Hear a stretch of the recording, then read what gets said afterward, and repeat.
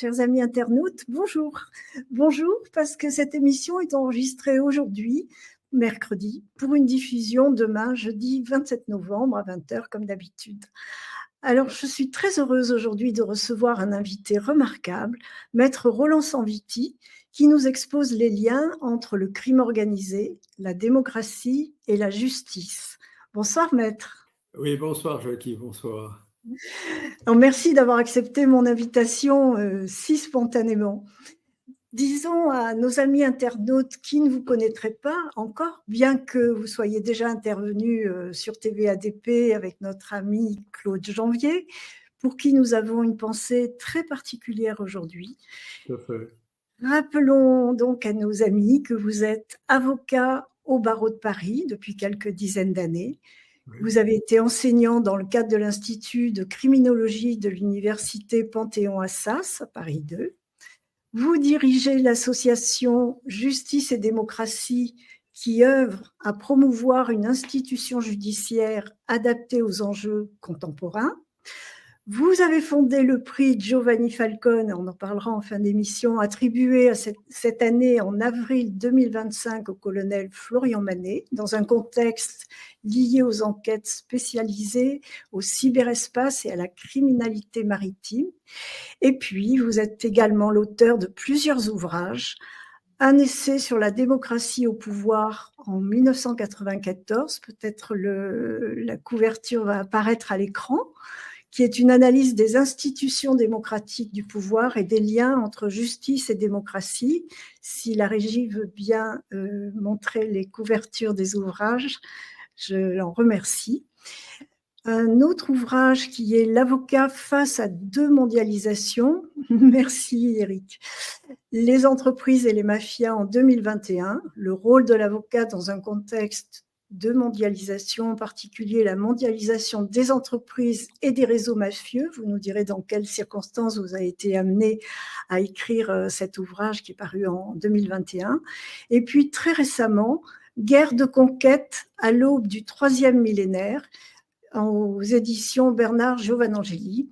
Il s'agit d'une réflexion sur les nouveaux conflits contemporains, finances criminelles, mondialisation des affrontements, l'enjeu citoyen et institutionnel face à ces défis. C'est un sujet qui est très vaste, qui est exposé de façon très didactique, félicitations, et le contenu est percutant et passionnant. Et puis, ce n'est pas tout. Vous intervenez régulièrement dans le débat public sur la justice, la réforme des lois, le rôle de l'avocat et les rapports entre magistrats et avocats. Alors, Maître Sanviti, corrigez-moi si vous voulez. Oui, la seule correction, parce que vous m'avez invité à vous appeler Jackie, ne m'appelez pas Maître. On se connaît bien avec Eric, avec malheureusement Claude Janvier qui est confronté à l'épreuve, donc appelez-moi Roland, c'est plus simple. Hein. Avec plaisir. C'est tout à fait normal. Alors, qu'est-ce qui vous a conduit vers le droit et plus particulièrement vers la réflexion sur les institutions judiciaires ? Écoutez, l'intérêt de ce type d'intervention, ce n'est pas la première, et pour des raisons personnelles que connaissent Eric et Claude Janvier, depuis 2 ans, notamment à la suite du décès de ma compagne, j'ai été très sollicité sur ces sujets et beaucoup plus disponible. Et par conséquent, à l'occasion de chaque intervention, je suis amené à évoquer les raisons de cet engagement et, je dirais, à rôder un petit peu, sur le plan pédagogique, ce qui est connu et ce qui n'est pas connu. Je m'explique. À chaque fois, nous faisons référence, n'est-ce pas, à des ouvrages, à des articles. Oui. Vous avez eu la gentillesse de vous attarder non seulement sur des écrits, c'est vrai, mais surtout sur un dossier que je vous ai adressé, un dossier d'articles que je remettais à mes étudiants. Alors, si vous le permettez, on peut faire un petit rappel chronologique et historique. Je vous en prie. Alors, il est vrai que j'ai une formation juridique, puisque je suis avocat. En revanche, très tôt, je me suis intéressé aux institutions de l'Ancien Régime et plus particulièrement à la période 9e, 10e, 11e siècle. Vous allez comprendre qui est une période présentée Parfois, ça donne lieu à polémique, le Moyen-Âge, la féodalité. J'avais déjà beaucoup travaillé sur la Rome antique, sur la Grèce antique, la mythologie, l'histoire de la Grèce, l'histoire de l'Empire romain. Et c'est sans doute ce qui m'a amené à m'engager dans des études de droit. Et relativement tôt, pour des raisons sans doute familiales en Corse, chez nous, très tôt, on a, je dirais, un certain intérêt. On a un certain intérêt pour ce que j'appelle la politique au sens noble du terme, n'est-ce pas? C'est-à-dire la vie dans la cité et les rapports entre les êtres humains. Par conséquent, je vais vous donner 3 dates qui vont éclairer un petit peu l'intervention que je donne à chaque fois.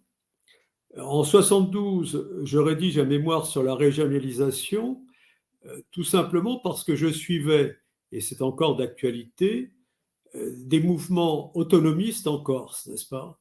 Oui. J'avais assisté à une conférence d'Edmond Simeoni à la salle Pleyel de l'action sur l'action qui était menée dans le cadre de l'action régionaliste corse, premièrement. Alors donc la régionalisation m'avait intéressé par rapport, je dirais, au pouvoir régalien et à l'ordre public. Ensuite, j'ai prêté serment, je suis parti faire mon service militaire. Et à mon retour, très rapidement, j'ai continué le travail sur le plan institutionnel, n'est-ce pas? Et j'ai rejoint en 1980 Jean-Baptiste Biaggi dans le cadre de l'Association nationale pour le droit et les libertés, association dans laquelle nous souhaitions promouvoir une réforme de la justice. Alors, on arrive un petit peu au sujet qui nous préoccupe et qui est tout à fait contemporain, à savoir l'adaptation de l'institution judiciaire aux enjeux qui se présentaient. Et d'emblée, là où nous sommes un peu embarrassés pour tous ceux qui, depuis ces années 75, 80, et je ne suis pas seul, n'est-ce pas, s'intéressent à ces sujets, on s'aperçoit qu'en définitive, tout a été écrit, n'est-ce pas? La situation actuelle de la France, je dirais même la situation internationale, déjà tout était décrypté à l'époque et par conséquent, on le verra tout à l'heure en rétablissant un peu la chronologie des actes, des événements, qu'il était tout à fait, non pas normal, mais que rien n'ayant été entrepris sur le plan institutionnel pour promouvoir certaines réformes, le risque de la situation actuelle était peu ou prou avéré. Je dirais on y allait tranquillement, d'une façon insidieuse, je dirais, mais il y a eu un décryptage, une analyse des événements au cours des 3-4 dernières années, notamment grâce ou à cause de la crise du Covid. Il y a des révélations qui apparaissent sur la place publique, on verra au niveau de certaines réformes, que, je dirais, d'une façon générale, au cours des 30-40 dernières années, les politiciens, le personnel politique dans son ensemble, pour des raisons diverses d'ailleurs, ne s'y est pas intéressé et n'ont pas fait en sorte de sensibiliser, d'alerter les Français sur les risques qui étaient encourus de la disparition de la souveraineté française, qui était amorcée déjà depuis très longtemps, et l'augmentation de la criminalité, le chômage, la disparition des entreprises, enfin tout ça avait été peu ou prou, encore une fois, perçu par certains. Je prends les exemples, alors j'ai sorti plusieurs exemples d'ouvrages. François Daubert, déjà à l'époque, coup de torchon sur Bruxelles, n'est-ce pas, coup de torchon, ça, dont on voit déjà qu'il y avait une certaine inquiétude à l'égard de Bruxelles, de ce qui s'annonçait avec l'Europe. Vous savez qu'Yvan Blot a écrit l'Europe colonisée, n'est-ce pas? Qui dit Europe colonisée dit bien entendu la France, compte tenu de ce que l'on va aborder tout à l'heure. Et par conséquent, je dirais que l'intérêt pour les institutions m'a permis d'abord d'éviter la polémique droite-gauche, qui était pour ma part, que j'ai considéré très tôt comme totalement dépassée. Et lorsque, aujourd'hui, n'est-ce pas, alors la liste des ouvrages est tellement longue que je ne vais pas, d'une façon exhaustive, les citer tous. En revanche, vous voyez, on vient de me dédicacer cet ouvrage, L'enjeu, les souverainistes face à la grande finance. Donc, en raison du nombre d'ouvrages qui ont été écrits au cours des 10-15 dernières années sur la montée en puissance de la finance et la dimension criminelle de la finance, je dirais qu'on a fait le tour de la question, là où nous en sommes arrivés aujourd'hui, en 2025, n'est-ce pas? Par conséquent, si on veut aborder ces aspects institutionnels, en évitant une fois de plus le débat gauche-droite, en tenant compte de la situation de la France et de la situation internationale, vous me permettrez juste en quelques mots, en quelques secondes, de rappeler, j'ai repris une note établie il y a plusieurs années, puisque c'était avec mon ami Laurent Hecker, avocat à Strasbourg et avocat à Paris. Nous avions participé à un colloque à Strasbourg sous le titre « La justice face au pouvoir invisible ». Alors, sans vous en faire une lecture fastidieuse, je me permets quand même de revenir à ce qui demeure totalement d'actualité, et je vous en sais gré, Jackie, vous avez présenté les 3 ouvrages, on y reviendra, et je préfère que vous me posiez des questions. N'hésitez pas à m'interrompre, hein, parce Oui, que oui, oui. n'hésitez surtout pas à m'interrompre si je ne suis pas assez clair. Non, mais je Mais bois vos paroles, parce que vous nous avez bien expliqué qu'il fallait éduquer un maximum de personnes, et je voilà, fais partie voilà, des personnes à éduquer. voilà, c'est oui, oui, parce que de toute façon, parmi les ouvrages, vous verrez que je vous montrerai tout à l'heure, il y en a un qui est remarquable, qui s'appelle La fabrique du crétin. Bon, on s'aperçoit, et je le dis d'emblée, j'en le dis d'emblée, je n'aime pas le terme de complotisme. Lorsque je suis intervenu il y a quelques années sur une autre radio, je crois que c'était avec mon ami Stocker, euh, j'avais établi la différence entre le complot et la convergence d'intérêts. Le complot peut exister, il a existé, et il peut exister. En revanche, le conflit d'intérêts sont tout simplement des personnes qui peuvent se combattre, se mépriser, faire assassiner d'autres personnes sous faux drapeau, hein, parce que c'est un mot, un terme à la mode, mais qui peuvent s'entendre à un moment donné pour dépouiller une victime, pour conquérir un territoire, des richesses. Bien. Et ce que je viens de décrire, si vous le permettez, c'est le thème que l'on avait développé à l'époque, c'est que cela a toujours existé, et le titre de l'ouvrage que j'ai écrit dans des conditions difficiles au cours des 4 dernières années, pour des raisons, encore une fois, personnelles, a été une forme d'exutoire. La guerre, ces guerres à notre époque, n'est-ce pas, à l'aube du 3e millénaire, ben, ces guerres de conquête, il faut partir du principe qu'elles ont toujours existé. Elles ont toujours existé dès que la femme et l'homme sont apparus sur Terre. Dites-moi ce que vous en pensez. Il a fallu satisfaire les besoins de chacun, se Oui, nourrir, besoins alimentaires, se défendre contre la nature, les animaux et les ennemis. Une fois que vous avez dit ça, vous avez tout compris. Parce qu'ensuite, vous pouvez le décliner, n'est-ce pas? La nature, il faut s'en méfier. Là, je relisais tout à l'heure, j'ai un passage sur un livre de Fédorowski sur la conquête de la Russie par Napoléon et sur sa défaite qui est due à l'hiver russe, n'est-ce pas?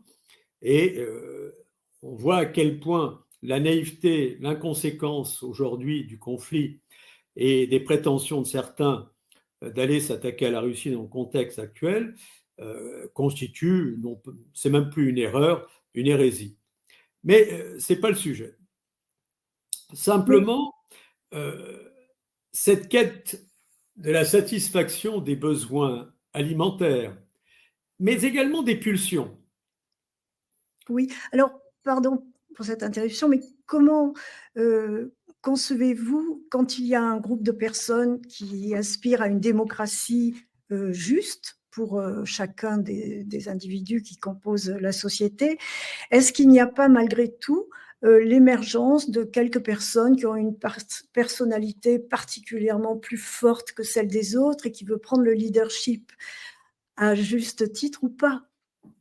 Comment fait-on vis-à-vis de Alors, ces individus? ce préambule va répondre en partie à votre question. Ce préambule va répondre en partie à votre question. Marion Saint-Michel a écrit un ouvrage récemment sur la perversité, la gouvernance par la perversité, la perversion.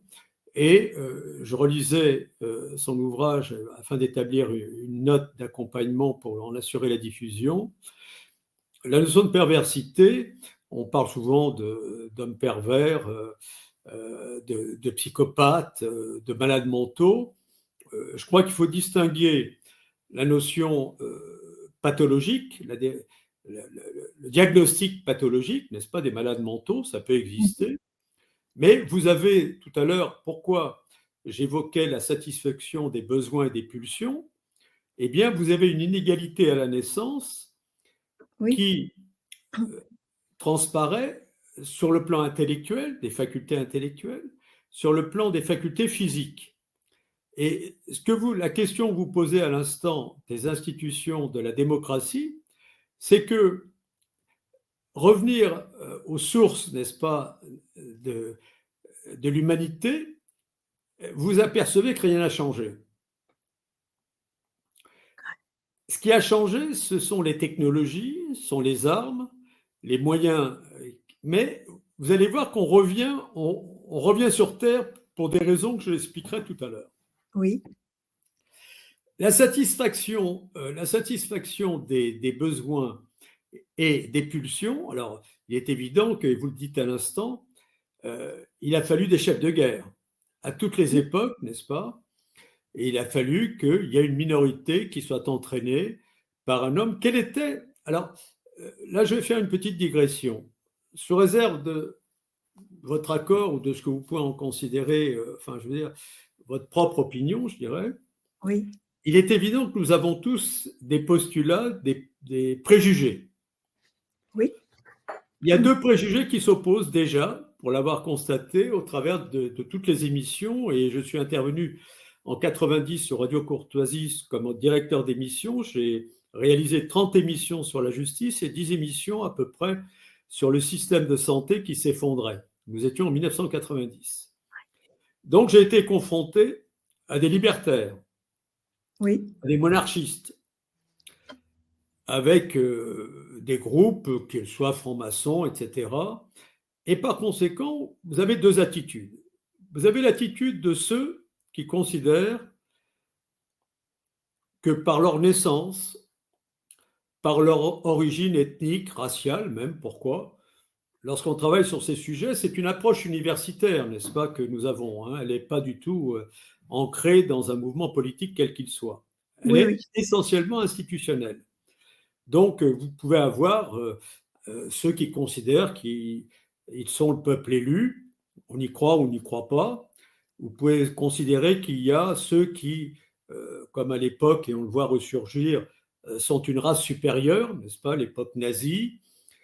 Vous pouvez avoir, comme dans l'ancienne noblesse d'ailleurs, qui a perdu ses privilèges le 4 août 1789, tout simplement parce que la noblesse d'épée immémorielle, qui était une noblesse qui devait ses privilèges au don du sang, c'est-à-dire à la guerre, dès l'instant où, notamment sous Louis XIV, à la suite de la Fronde, puis sous Louis XIV, il a fallu effectivement soumettre la noblesse, Marie de Médicis, on connaît l'histoire, il faut surtout, c'est essentiel pour les jeunes, se replonger dans l'histoire de l'Ancien Régime, n'est-ce pas?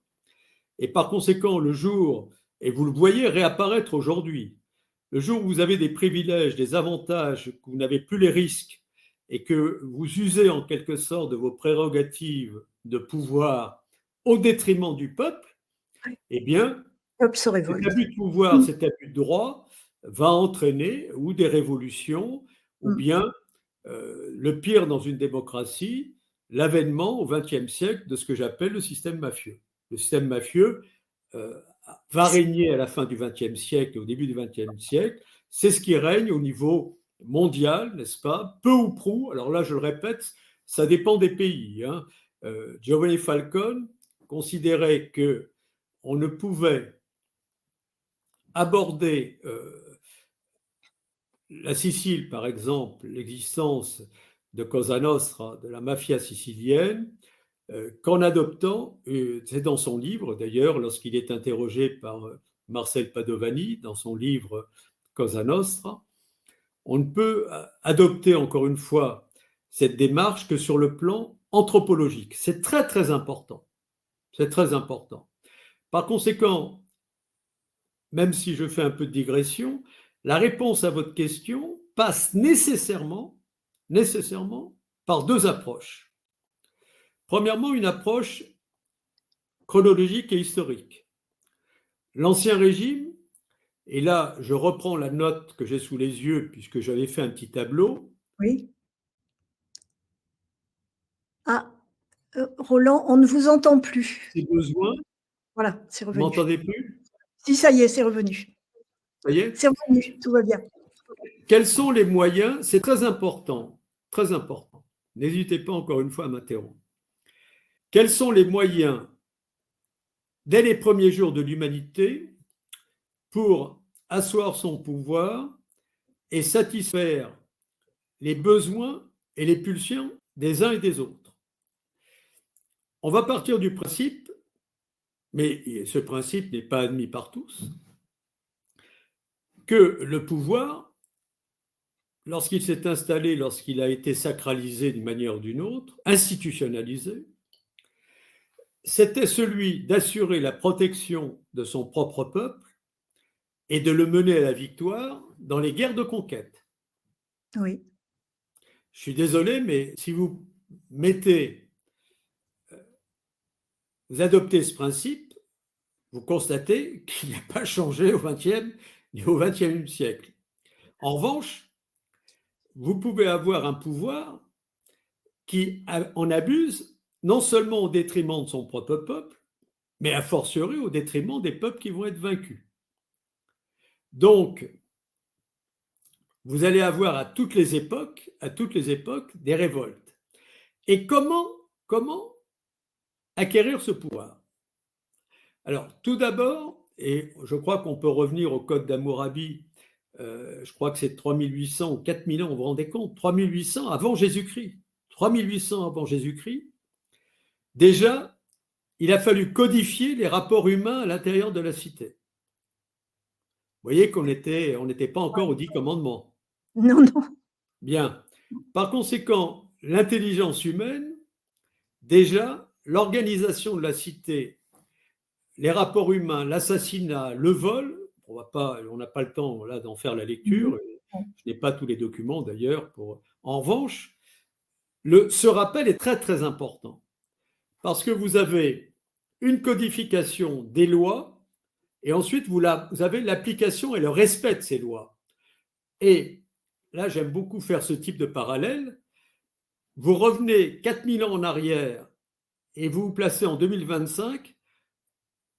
Est-ce que vous ne constatez pas, vous pouvez constater tout de même, je dirais, à la fois une similitude, à savoir que ou bien la loi écrite est appliquée, ou bien la loi qui est écrite n'est pas appliquée. Donc, on va en arriver aux institutions. C'est pour ça, Roland, que vous dites que la démocratie directe et la justice sont très complémentaires. Indissociables. Voilà. Indissociables. André Belon, qui a créé une association, La Constituante, à laquelle j'ai adhéré, et je peux ne pas être d'accord sur tout, mais en revanche, la démarche est très intéressante.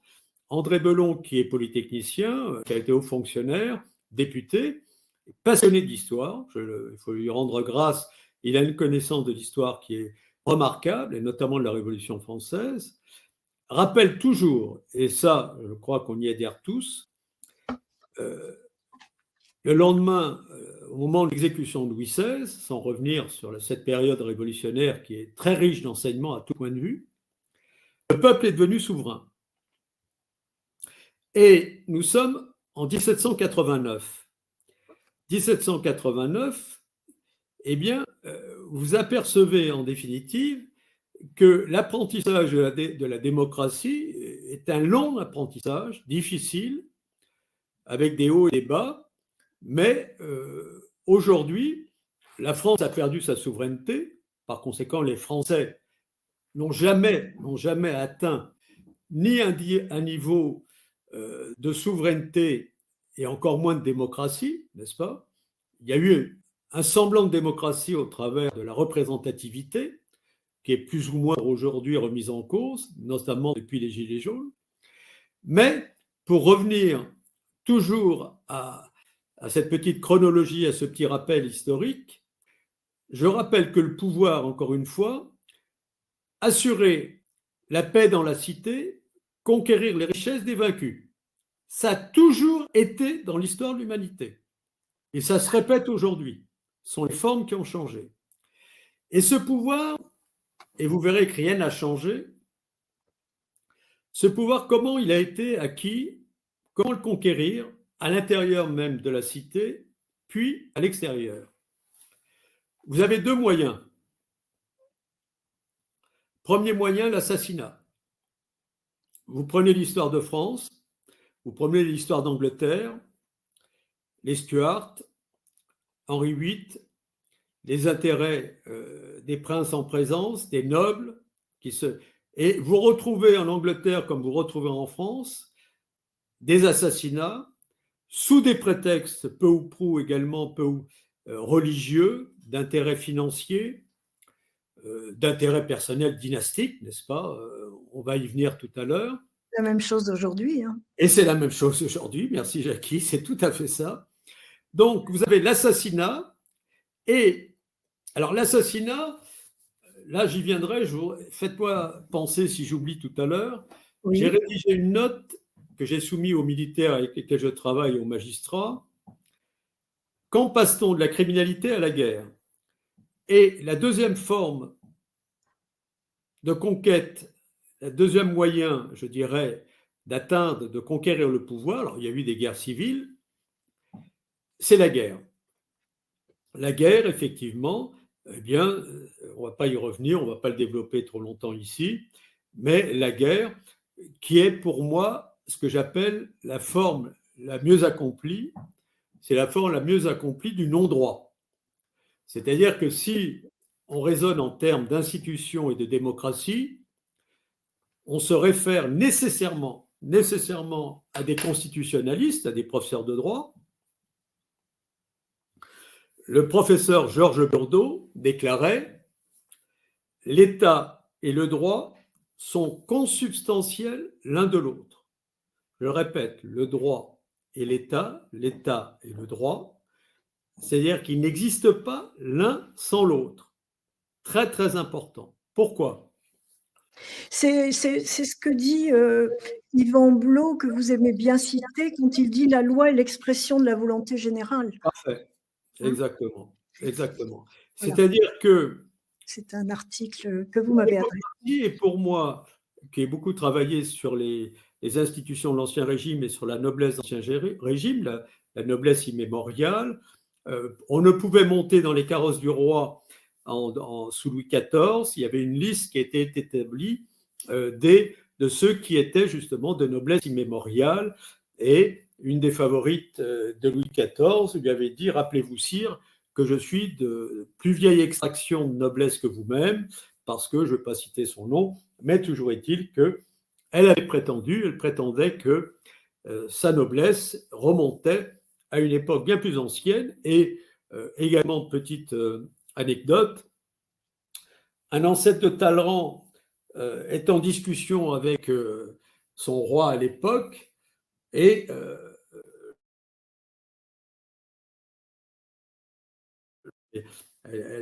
vous la retrouverez en disant « Merci, mais qui t'a fait comte ?» et l'ancêtre de Talleyrand dit « qui t'a fait roi ?» Donc, on en revient toujours à la poule et l'œuf, oui. à savoir la nécessité d'avoir une légitimité, n'est-ce pas? Alors, cette légitimité, c'est la force, n'est-ce pas? C'est la violence, Et à un moment, pour que cette violence soit admise et qu'on puisse faire régner l'ordre, encore faut-il qu'elle soit légitime, qu'elle ne tombe pas dans l'abus de droit, dans l'abus de pouvoir, avec les révolutions que tous les pays, toutes les dynasties, n'est-ce pas, ont connues. Et notamment j'insiste bien là-dessus, voilà, vous avez raison de rappeler la note d'Yvan Blot qui est absolument remarquable. Elle résume tout. Hein. Yvan avait tout compris.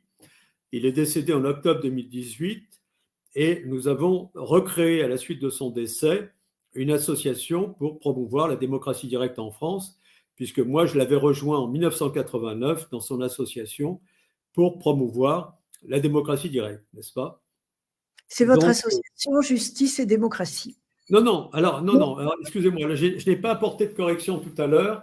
Non, l'association Démocratie directe pour la France est une association. Oui. En revanche, j'ai déposé à l'INPI Justice et Démocratie tout simplement pour réunir sur Internet, mon assistante s'occupe de cela, pour réunir 3 rubriques, une rubrique historique, une rubrique contemporaine et une rubrique personnelle de mes articles pour justement, et ça je vais faire aussi une petite digression, pour enseigner en quelque sorte, promouvoir 2 institutions qui sont fondamentales, effectivement, la démocratie directe et l'institution judiciaire. Et ce rapport, alors avant justement d'arriver à l'objet de ce colloque, vous allez comprendre pourquoi, je voudrais faire aussi une autre digression. Dans mon parcours, en 1980, sur la justice, là, il n'y a aucune difficulté, j'ai beaucoup écrit à l'époque, tout ça d'une façon assez discrète, dans le cadre de l'association, mais avec des magistrats. 89, je rejoins Yvan Blot sur la démocratie directe, et grâce à mon ami Laurent Hecker, nous avons créé en 2010 le prix Giovanni Falcone. Mais d'ores et déjà, j'avais effectivement donné des cours à l'Institut de criminologie dans le cadre, et vous avez eu la gentillesse tout à l'heure de présenter en fait mon mémoire. En 2000, c'était en 2000, 99-2000, voilà, 99-2000, je rencontre Xavier Hofer. Xavier Hofer s'intéresse à mes travaux et me fait connaître l'existence du Centre universitaire de recherche sur les menaces criminelles contemporaines. Alors cette digression est importante et je dirais qu'elle est même fondamentale, et je vous sais gré à vous, à Jackie, vous Jackie, mais également à Eric et à tous ceux, Claude Janvier, Isambert, tous ceux qui travaillent sur ces sujets. Il eût fallu, malheureusement, le centre a disparu, il eût fallu reconstituer ce centre. Je m'explique.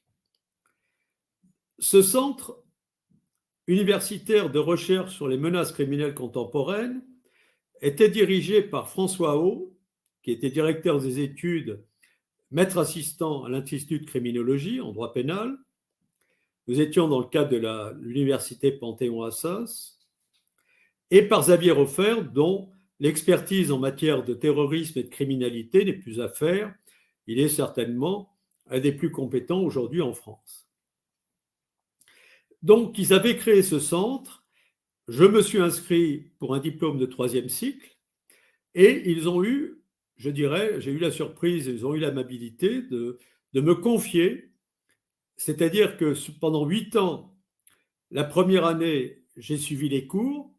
Il y avait des cours qui étaient donnés, il y avait un tiers des cours sur le terrorisme, un tiers des cours sur les grandes organisations criminelles mafieuses et les cartels, et un tiers des cours qui étaient donnés sur la cybercriminalité, les entreprises, la délinquance astucieuse, les sectes. Et c'est dans le cadre de cette 3e partie, je dirais, il y avait 100 heures de cours, que l'on m'a confié ce sujet, d'une façon assez surprenante d'ailleurs, l'avocat face à démondialisation des entreprises et des mafias. J'ai demandé l'autorisation, j'ai sollicité de Xavier et de François, Xavier Roffer et François Haut, l'autorisation de rédiger mon mémoire de 3e cycle sur ce sujet. Et l'ayant bien sûr rédigé, ayant obtenu ce diplôme de 3e cycle sur les menaces criminelles contemporaines, je l'ai fait éditer et vous avez eu l'amabilité de le présenter tout à l'heure. Par conséquent, on en arrive avec ce rappel, je dirais, universitaire, n'est-ce pas? On en arrive à un autre chapitre de la justice face au pouvoir invisible que nous avons évoqué au cours de ce colloque. C'était un dîner-débat d'une 40aine de personnes ou 50 personnes dans le vieux Strasbourg Oui. et les pouvoirs invisibles dans l'histoire. Alors là, je vais faire une lecture et n'hésitez pas à m'interrompre. On vous écoute. Les pouvoirs invisibles dans l'histoire. La dimension anthropologique et ethnologique. Quels sont-ils? Les liens du sang. Vous allez voir à quel point c'est important. Les liens du sang. Peuple, virgule, famille, tribu, clan, religion. Moyen d'action, la guerre, l'armée. Deuxième moyen d'action, vous voyez que ça rien n'a changé, hein. L'argent et l'or. L'assassinat, la corruption, la trahison. Que vous vous replaciez à Sparte, à Athènes, sous l'Empire perse, sous l'Empire ottoman,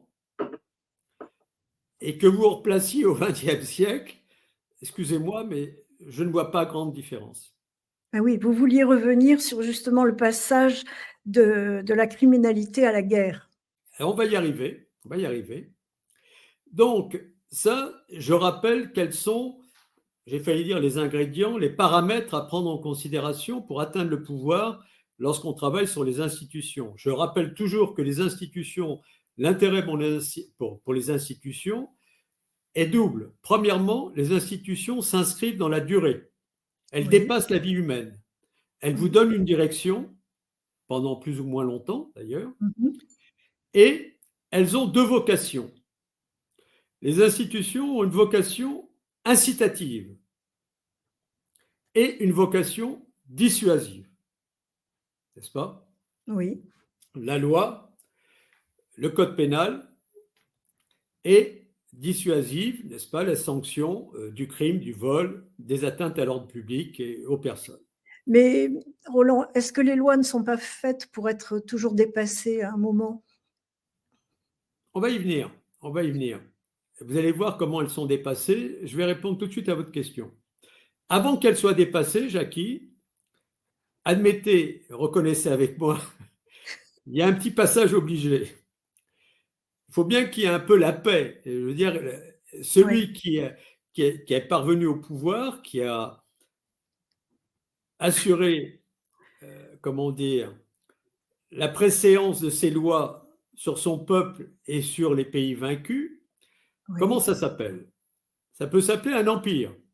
C'est-à-dire que vous avez l'État, n'est-ce pas? Et puis vous avez les territoires conquis, les autres États qui sont placés sous sa tutelle. L'un des plus grands exemples dans l'histoire de l'humanité, et vous en avez deux, trois grands exemples, c'est Alexandre le Grand, n'est-ce pas? Mais vous avez également l'Empire ottoman, l'Empire austro-hongrois. Donc je suis désolé, mais vous avez toujours eu, pour des raisons hégémoniques, des pulsions à satisfaire. Alors, dès l'instant où les pulsions, les envies d'une minorité régnante satisfont également la population, l'ensemble du peuple, on peut entraîner toute une population dans une guerre avec la perspective du tribut, n'est-ce pas, du pillage des richesses du vaincu, et avec les... Alors, vous savez, on va prendre un exemple. L'un des exemples d'évolution d'empire, c'est l'exemple de l'Angleterre. Oui. L'Angleterre, je crois que c'est une chose acquise, a régné d'abord sur les mers. Oui. J'évoque toujours les corsaires, Drake, l'arraisonnement des galions espagnols qui rapportaient l'or d'Amérique du Sud et le trésor royal que s'est constitué le royaume d'Angleterre, d'ailleurs pour des raisons de guerre. Hein. C'était les luttes intestines à l'intérieur de l'Angleterre où le roi en place, on avait besoin de ce qu'on appelle un trésor de guerre pour combattre. Ensuite, l'Angleterre a bâti un empire colonial. Je ne vais pas refaire l'histoire. Oui. L'Inde, la Palestine, les luttes avec la résistance juive qui devait promouvoir avec les actes, qu'on le veuille ou non, on ne va pas y revenir, mais des actes d'une forme de terrorisme contre les Anglais, et la création de l'État d'Israël, mais toujours est-il que l'Angleterre a dû effectivement, peu à peu, et d'ailleurs la substitution, comme vous le savez, de son empire colonial, c'est le Commonwealth. Commonwealth, c'est-à-dire les rapports privilégiés entre le royaume, le roi d'Angleterre, la vieille aristocratie anglaise, la représentativité que vous connaissez, mais on va y venir. Mais ce qui me paraît plus important, c'est la réussite de l'Angleterre à la fin du 19e et au début du 20e siècle. À la fin du 19e et au 20e siècle, avec, comme vous le savez, l'indépendance des États-Unis, ce qu'il en est advenu, je ne vais pas refaire l'histoire, et Lafayette, l'aide apportée par la France à l'époque, et du coup, il est évident que les relations entre les pays européens, et on le voit aujourd'hui, l'impossibilité, bien entendu, de bâtir cette Europe, on ne sait pas combien de temps elle va durer, mais les antagonismes, on l'a vu avec l'Angleterre, avec le Brexit, les antagonismes qui existent au niveau européen, lorsque j'évoquais tout à l'heure la fin des guerres entre l'Espagne et la France et que l'on marie la fille du roi d'Espagne à Louis XIV, aujourd'hui, vous voyez, les dynasties, que sont-elles devenues? Eh bien, ces dynasties, et là je reviens à l'Angleterre, ce sont des dynasties d'argent. Vous allez voir revenir, et je ne vais pas vous en faire ni la lecture, mais je peux vous montrer quelques ouvrages, il y en a au moins une dizaine maintenant, au moins une dizaine depuis 15-20 ans, tout a été écrit. Hein. Je vais vous montrer, mais vous l'avez tout à l'heure, un article de presse. Ces dynasties sont apparues, je dirais, le règne de la finance est apparu à la fin du 19e siècle.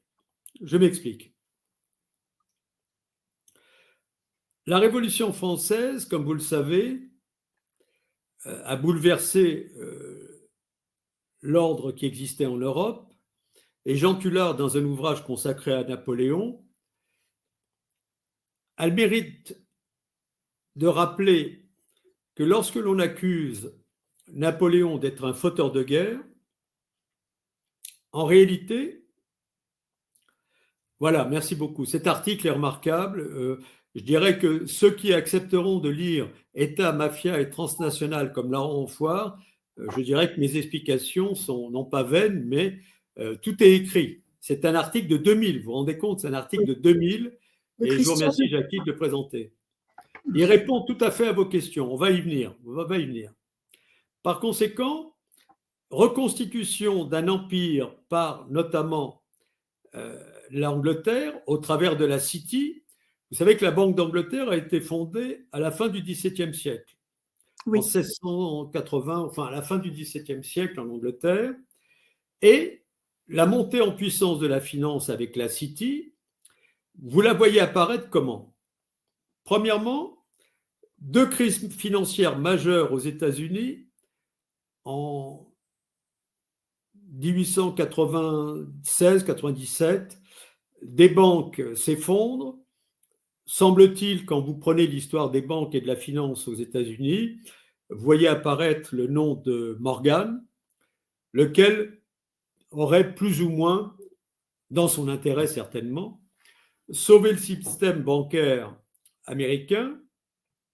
Et c'est comme ça, c'est très très important, dans l'histoire du XXe siècle et vous allez comprendre. Il réunit les banquiers dans l'île, ça ne s'invente pas, dans l'île de Jekyll. Il réunit les banquiers, tous les banquiers anglais, des banques juives, des banques allemandes, des banques des grands industriels américains. Alors, je dis tout de suite, puisque dès qu'on aborde la finance, il est arrivé, rarement, fort heureusement, que, abordant la finance, on dise vous êtes antisémite. Non, c'est complètement stupide. Non, mais ça fait partie de l'ostracisme. Lorsqu'on veut vous empêcher Oui, de c'est à développer. la mode. Voilà, c'est tout à fait à la mode. C'est comme le complotisme, hein. Oui. D'ailleurs, c'est tout à fait suspect parce que ceux, effectivement, qui font appel au complotisme ou à l'antisémitisme sont totalement stupides et, effectivement, refusent tout simplement une réalité historique et sociale sur le plan, effectivement, de l'existence, ça peut exister, de groupes, de banques qui sont, mais quand vous prenez les banques vénitiennes, les Médicis, les Sforza, je dirais que les banques protestantes, n'est-ce pas, la City, eh bien, les banques chinoises, je dirais que, bon, qu'il puisse exister des banques, des noms comme Goldman, comme la banque Rothschild et autres, bon, ça peut exister, mais je dirais la suprématie est loin d'être assurée par l'une ou par l'autre. On va y venir, vous allez comprendre pourquoi. Tout simplement, au XXe siècle, est créée aux États-Unis la Réserve fédérale. La Réserve fédérale a pour but d'assurer justement la gestion de la planche à billets, de la banque, du financement du Trésor des États-Unis. Et la particularité, et ça c'est très important, et c'est peu connu, vous avez un ouvrage, je ne sais pas si vous le connaissez, mais on peut le présenter, c'est l'ouvrage, je ne sais pas, je ne l'ai pas sous la main, de Mullins, Les secrets de la Réserve fédérale, qui raconte toute l'histoire de la création de la Réserve fédérale. Et ça, c'est fondamental. C'est fondamental parce que cela permet de comprendre qu'aux États-Unis, en haut de la pyramide, sous couvert du fédéralisme, vous avez en haut de la pyramide des puissances financières et bancaires qui contrôlent tout de même une grande partie de l'économie des États-Unis. Elles la contrôlent d'autant plus que, vous allez comprendre, vous avez le complexe militaro-industriel qui permet effectivement d'engager les États-Unis dans des guerres avec des moyens considérables. Et pour acquérir une telle puissance de feu, il faut un trésor de guerre. Donc, lorsque les rois de France, lorsque Philippe de Belle s'attaque aux Templiers, au trésor du Temple, ou que dans d'autres pays, les banquiers prêtaient aux empereurs, aux princes, lorsque le prince ne pouvait pas rembourser, eh bien, on faisait en sorte de faire disparaître le créancier, c'est-à-dire le banquier ou le financier, et lequel financier se payait sur le tribut, sur la victime, sur le vaincu, et bien entendu recevait les avantages du vainqueur. Eh bien, vous retrouvez la même démarche, vous retrouvez exactement la même démarche aujourd'hui au XXe siècle. C'est-à-dire que la Réserve fédérale et la grande finance qui a besoin de ce complexe militaro-industriel et d'une armée, effectivement, a permis, sous couvert de certains États, et c'est là où on arrive à la notion de pouvoir invisible, vous allez comprendre, sous couvert de certains États, a permis de s'engager dans la conquête du monde. Alors là, je suis désolé, là j'ai beaucoup d'ouvrages, je ne vais pas vous retarder ni vous les présenter tous, mais j'en ai toute une liste. Non, mais vous m'avez adressé un article de Jean-François Guéraud, qu'on peut montrer à l'écran, qui explique que la finance est devenue la première industrie mondiale. Voilà.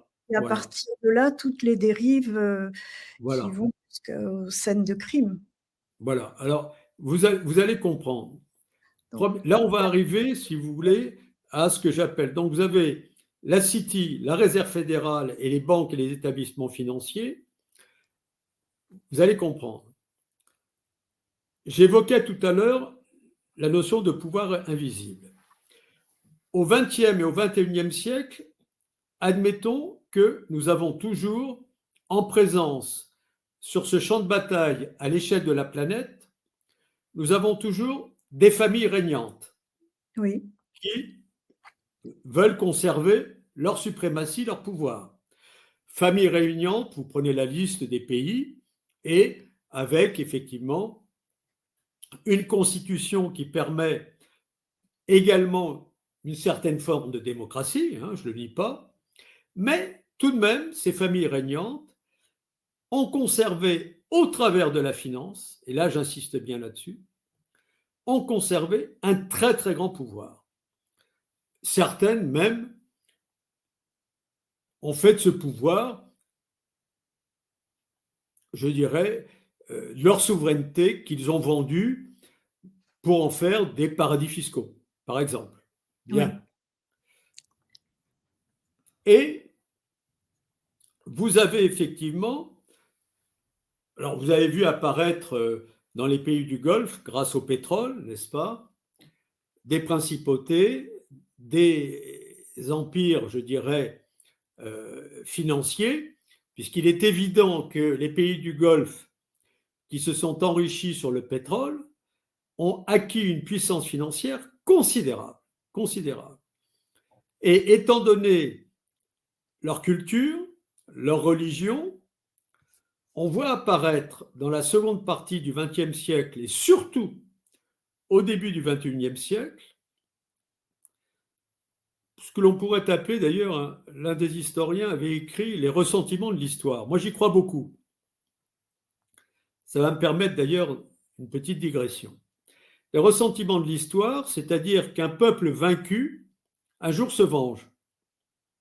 oui, Et que la tutelle, la protection du bouclier américain, des peuples aussi fiers que les peuples d'Arabie, les peuples du Moyen-Orient, qui sont des peuples très fiers de leur religion, de leurs coutumes, de leurs traditions, peuvent très bien, et je le respecte, ne pas accepter la Déclaration des droits de l'homme de 1789. Elle gêne beaucoup. La France était le pays à abattre. La France était le pays à abattre, c'était le pays au monde qui a certainement le plus d'ennemis. Et paradoxalement, je relisais tout à l'heure un extrait d'un livre de Fédorowski sur le traité de Vienne. La Russie qui s'est battue contre la France, je pense que le tsar avait conservé du respect pour Napoléon, et Napoléon et les troupes napoléoniennes avaient du respect pour les troupes russes. Les vrais guerriers se respectent. Parce que vous avez effectivement des vertus qui sont aristocratiques, et la démocratie est une aristocratie, oui. c'est-à-dire qu'on doit promouvoir les meilleurs, ceux qui assurent Mhm. la protection du bien public et qui n'abusent pas de leur pouvoir. Et l'aristocratie républicaine, vous la retrouvez dans l'armée, dans la justice, avec les réformes qui s'imposent, bien entendu. La justice n'est absolument plus en mesure d'assumer son rôle aujourd'hui au XXe siècle et au XXIe siècle. J'allais faire une digression, vous allez comprendre laquelle. J'évoquais la montée de la puissance au XXe siècle avec la Réserve fédérale. Rappelez-vous que la puissance financière des Anglais, de l'Angleterre, provient notamment de la finance. Oui, Mais la finance avec la guerre de l'opium. Et là, on va arriver à une autre partie qui vous intéresse et que vous avez évoquée tout à l'heure, le le narcotrafic. danger qui menace toute démocratie. La guerre de l'opium, 1848-1860, dénoncée à juste titre par Victor Hugo, à laquelle malheureusement, non, se sont associées des forces françaises. Et dans la guerre de l'opium, ce n'est pas du Sanviti, n'est-ce pas? Ouais. Vous voyez là? Oui, oui, on voit très bien. Les guerres de l'opium, quand Voilà. l'Angleterre, oui. 1860, 1839-1860, les guerres de l'opium, quand l'Angleterre et la France humiliaient la Chine. Humiliaient la Chine. Alors vous comprenez que aujourd'hui, C'est la la France qui est montée en puissance de la Chine, elle résulte de 3 causes.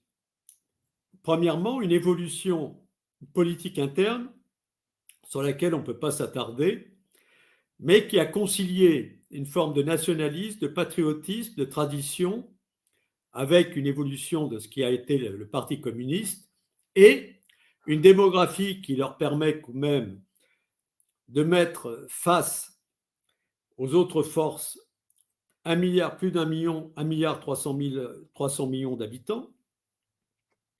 Ce qui avait fait dire dans un article à un général chinois, s'agissant de la guerre nucléaire, il est vrai que si vous envoyez, ce qui a été d'ailleurs une des hontes de l'histoire, mais ça, on y reviendra autrement sur la notion de génocide et de crime contre l'humanité, puisque le crime contre l'humanité, comme vous le savez, qui a été consacré au procès de Nuremberg, n'a pas cessé de se répéter au XXe siècle, n'est-ce pas?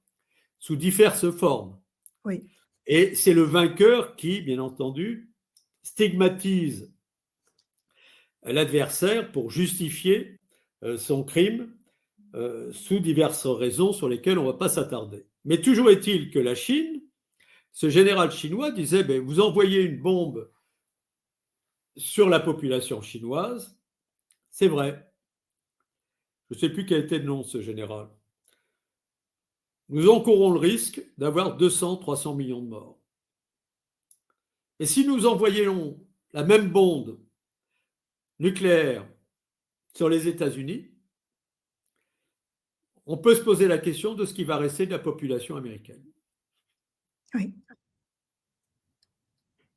Donc, ce petit jeu de la guerre nucléaire, n'est-ce pas? Je ne dis pas que là, c'est pour faire peur et qu'il ne doit pas exister. Je dis simplement que vous allez voir que cela dissimule et cela permet de dissimuler l'autre forme de guerre sur laquelle nous travaillons avec les comment dire. Alors oui, excusez-moi, je vais me permettre la seule lecture que je vous imposerai. Il y avait Victor Hugo, Deux bandits au palais d'été, c'est à la page 39 de cette revue, c'est-à-dire que là, je ne vais pas faire la lettre, c'est une lettre de Victor Hugo au capitaine Butler, adressée le 25 novembre 1861. Vous vous rendez compte à quel point l'actualité, n'est-ce pas, nous confronte à l'histoire, et vous ne pouvez pas comprendre la situation géopolitique mondiale actuelle si vous ne tenez pas compte de cela. Et je vais vous lire la lettre adressée par Lin Zexu à la reine Victoria en 1839. C'est une lettre qui a été adressée, bien sûr, à la demande de l'empereur de Chine. Il semble que cette marchandise empoisonnée, entre parenthèses, l'opium, Oui. sonne dans des endroits soumis à votre loi. Tout bateau étranger qui, à l'avenir, viendra avec de l'opium à son bord sera mis à feu. Alors, non seulement vous ne parviendrez pas à tirer quelque profit de nous, mais vous vous ruinerez dans l'affaire. Écoutez bien, ayant voulu nuire à autrui, vous serez la première à en souffrir. Ne dites pas que vous n'avez pas été averti à temps. Alors vous savez, dans Les Rois maudits, et ça c'est un des génies français, Maurice Druon, dans Les Rois maudits, vous avez, et là il y a beaucoup d'interprétations, sur le bûcher, Jacques de Molay, templier, jette une malédiction au roi, à Chaucillon-Nogaret, je vous invite à comparaître avant 1 an devant le tribunal de Dieu. Eh bien, cette malédiction, vous la retrouvez sous la plume du conseiller de l'empereur de Chine. Malédiction qui a été jetée, je dirais, sur justement ce qu'allait devenir cette nouvelle forme de guerre du XXIe siècle et du XXe siècle. On en arrive justement à ce pouvoir de la finance. Et ce pouvoir de la finance, c'est décrit dans de nombreux ouvrages. J'ai ici les ouvrages de Marie-Christine Dupuis, de Xavier Hofer, de Jean-François Guéraud. Cet ouvrage remarquable, vous arrivez à le lire? Il faut décaler l'image là. Voilà, très bien. Un monde sans loi. Vous voyez, c'est un ouvrage qui a été écrit sous la direction d'un haut magistrat, Jean de Maillard, avec Bernard Bertossa, Antonio Gialenna, Benoît de Gempet et le juge, malheureusement, qui vient de décéder, Renaud von Runebeck. Par conséquent, et là j'en reviens, et je vous en sais gré de l'avoir présenté tout à l'heure, j'en reviens à l'article de Christian Debris. Alors, je ne vais pas en faire la lecture, mais oui. Vous verrez que abandon de souveraineté, mondialisation libérale permettant aux capitaux de circuler sans contrôle d'un bout à l'autre de la planète ont favorisé l'explosion d'un marché de la finance hors la loi, moteur de l'expansion capitalistique et lubrifié par les profits de la grande criminalité. Ce qu'il faut comprendre, c'est que cette finance qui n'avait l'argent n'ayant ni odeur ni couleur, eh bien, a été polluée de plus en plus par des activités criminelles. C'est-à-dire que la finance a été le cheval de Troie de la pénétration d'organisations criminelles et terroristes depuis, je dirais, 60-80 ans après la Seconde Guerre mondiale. Ça s'est vraiment développé à la fin de la Seconde Guerre mondiale, pour des tas de raisons. Mais Roland, quand on parle de finance, puisque je vois l'heure qui avance malheureusement, quand on parle de finance, aujourd'hui, on est directement lié au narcotrafic. Mais le narcotrafic, on blanchit l'argent. Voilà. Je disais à l'instant que les financiers, les banquiers vous disent l'argent n'a ni odeur ni couleur. Avec les lois qui ont été promulguées aux États-Unis et en France sur le blanchiment, aujourd'hui, le blanchiment, c'est tout simplement la transformation de profits d'origine criminelle qui sont introduits dans l'économie légale. Et vous avez, si vous voulez, aujourd'hui, tout a été écrit. Tout a été écrit. Vous avez le rapport du Sénat en 1992. Lisez le rapport du Sénat de 1992 concernant le trafic de la drogue dans l'espace Schengen. Déjà, ce rapport en 1992 s'inquiète de l'explosion du trafic de la drogue et de sa pénétration dans l'économie légale et dans le monde de la finance. Oui. Tout a été écrit au Sénat en 1992. En 2003, vous avez la Convention de Palerme qui a été mise en place par l'ONU à la suite de l'assassinat du juge Falcon le 23 mai 1992, avec un article 10 qui implique, je ne vais pas vous faire la lecture des critères, n'est-ce pas, retenus par la Convention de Palerme pour définir ce qu'est une organisation criminelle transnationale. Une organisation criminelle transnationale n'est pas obligatoirement une mafia, mais une mafia fait partie des organisations criminelles transnationales, n'est-ce pas? Bien. Et par conséquent, vous avez en 2013, l'Assemblée nationale a un rapport que j'ai du 9 octobre 2013 sur les paradis fiscaux, n'est-ce pas? Vous avez en 2014-2015 la Commission européenne qui introduit les produits du trafic de la drogue dans le PIB, le calcul du PIB des États membres. Donc vous voyez à quel point ce pouvoir invisible des organisations criminelles et terroristes a pris le pouvoir dans une partie de l'économie mondiale. Parmi les articles que je vous avais adressés, vous avez un article de Gavin Marshall de 2012 sur le cartel des banques financières qui financent et qui blanchissent l'argent de la drogue. Vous savez qu'en 2008, on a renfloué les banques américaines avec de l'argent des milliards des cartels.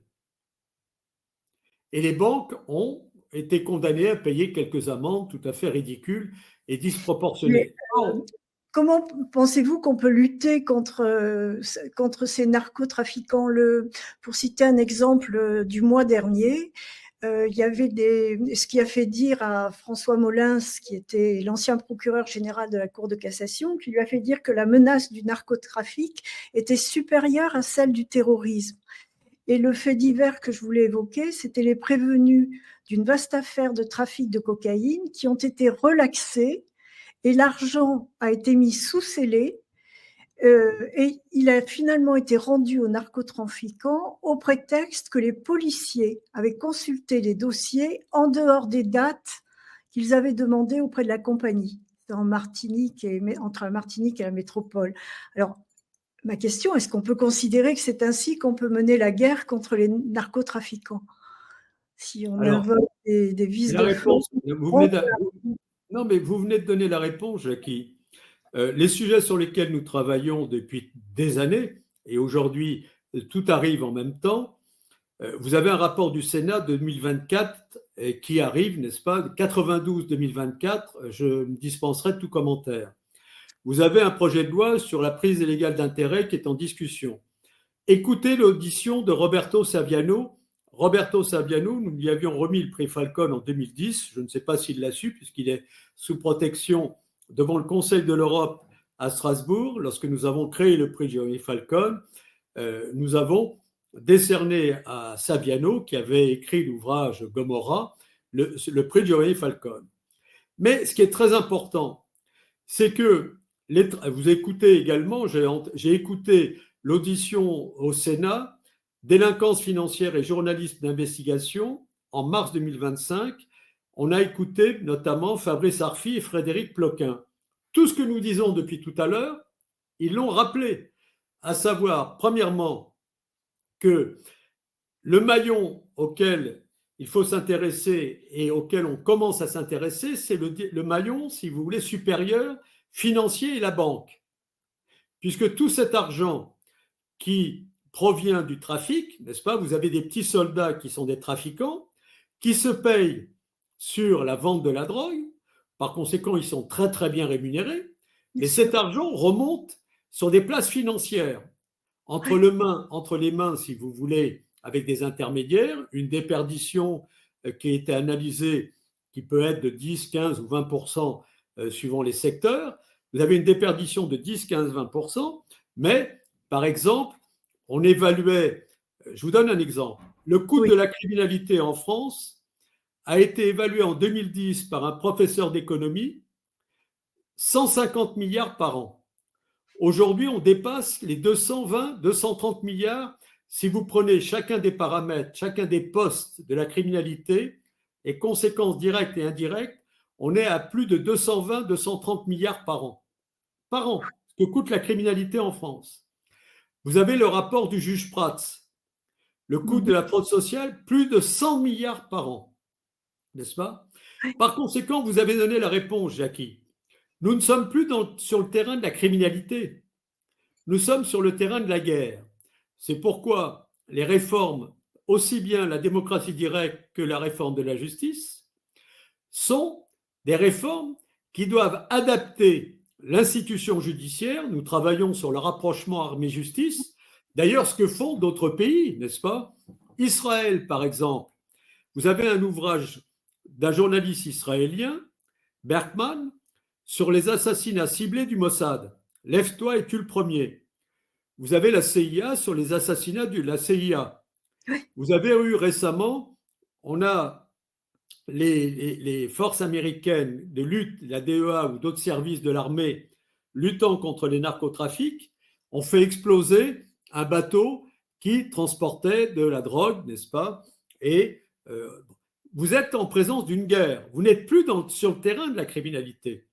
Donc la réflexion, l'intérêt de votre question, c'est l'adaptation de nos institutions à cette nouvelle forme de guerre de conquête. Or, c'est une bataille qui a été perdue. J'ai entendu plusieurs hommes politiques, je ne veux pas dire leur nom, mais ils l'ont répété. Cette guerre, nous avons perdu. Nous sommes en guerre. Nous sommes en guerre et on l'a vu avec le Covid. Le Covid aujourd'hui, la drogue est un poison, n'est-ce pas? La drogue est un poison avec lequel on s'enrichit. Oui. Le Covid, les études qui viennent des États-Unis actuellement, on s'interroge de plus en plus et c'est avéré que le Covid est une arme de guerre. Tout à fait.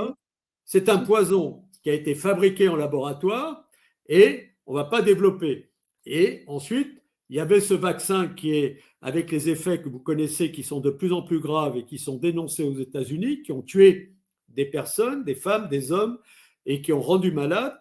Et donc, vous avez actuellement, sauf en France où l'information et les personnes ont été de moins en moins, d'ailleurs à l'époque, traitées de complotisme, mais aujourd'hui, on ne peut plus parler de complotisme, vous avez effectivement la meilleure définition du système mafieux, c'est créer le besoin pour en tirer profit.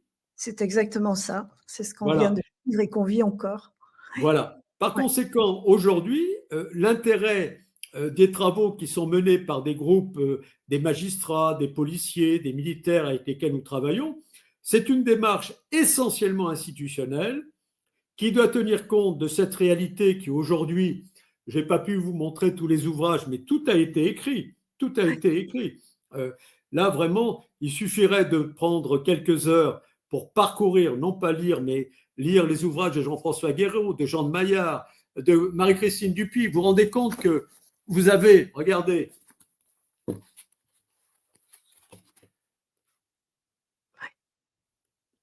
vous rendez compte que dans la collection des presses universitaires de France, vous avez 2 ouvrages, Finances criminelles aux presses universitaires de France, et vous avez Stupéfiants, prix-profit.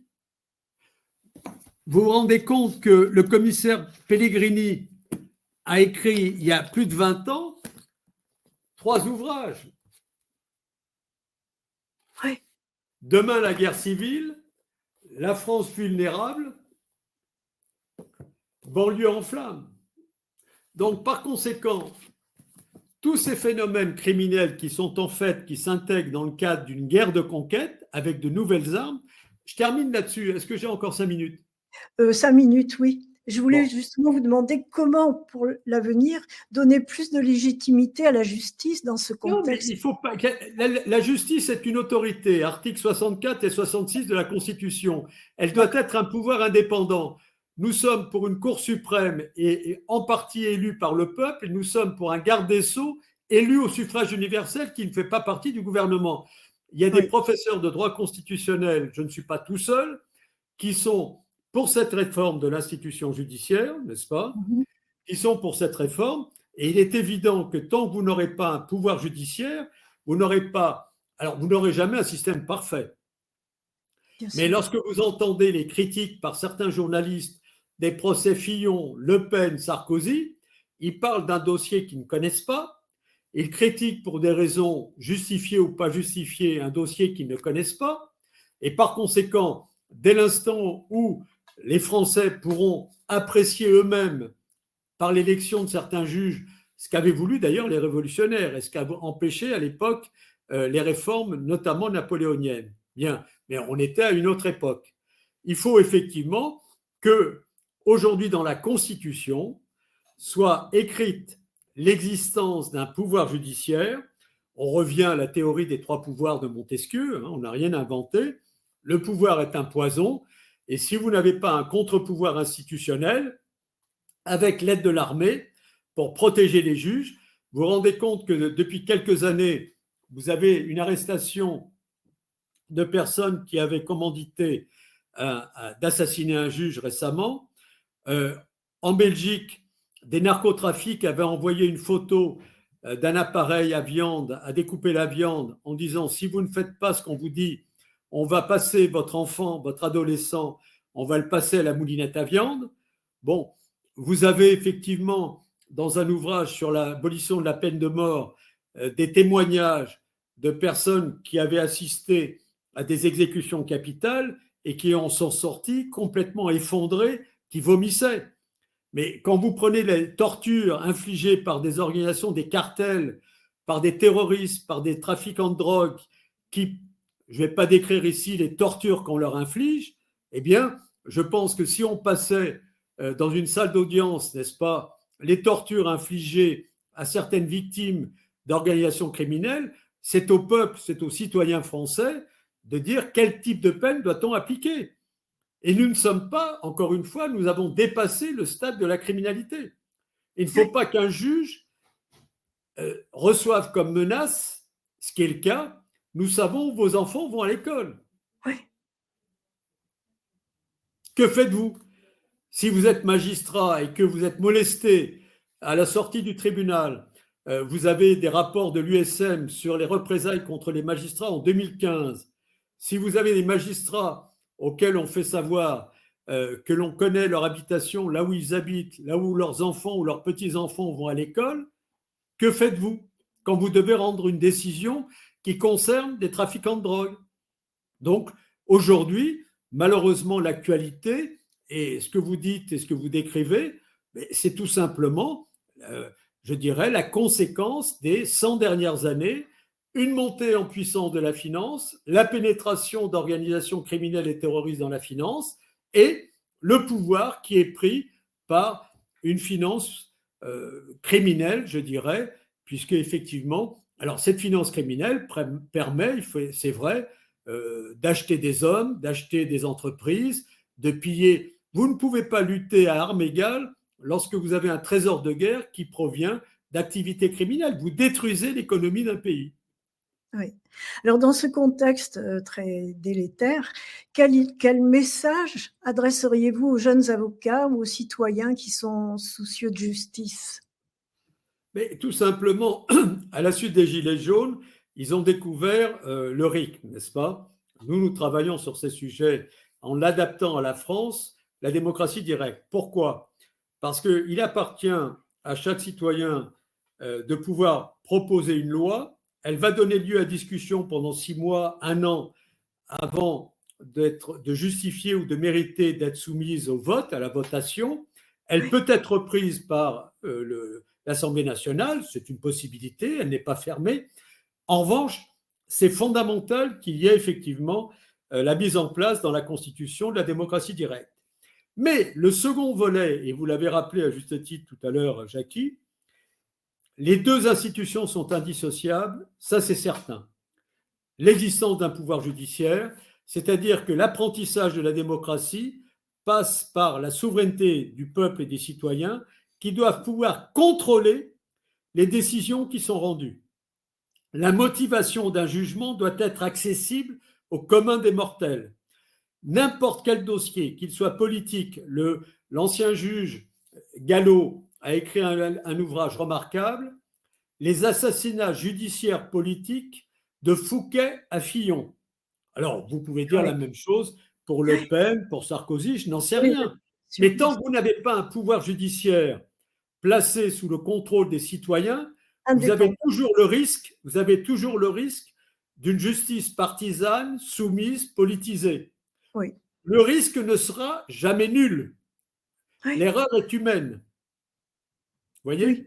Mais la motivation d'un jugement, un grand avocat qui a formé les avocats et qui était mon chargé de travaux dirigés à la faculté d'Assas,